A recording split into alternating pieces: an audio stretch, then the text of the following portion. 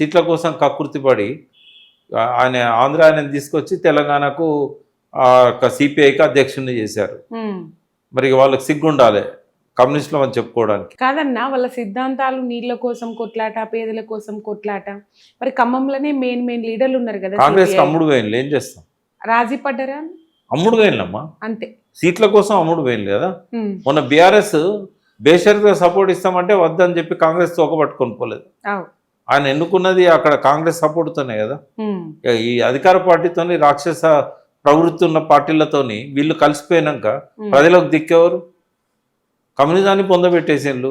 ఆ పార్టీతో ఒక పార్టీ లాగా కాంగ్రెస్తో ఉంటుంది. అది ఇప్పుడు ప్రజలకు ఏంటంటే ఇక ముందు సేవియర్స్ అంటూ ఎవరు లేకుండా పోయారు. అదివరకు కమ్యూనిస్టులు మా రక్షకులు, మాకు ఇల్లు కట్టించిండ్లు, లేకుంటే మా గుడిసెలు వేసుకొని ఇచ్చిండ్లు, మాకు రక్షణ ఉన్నారు.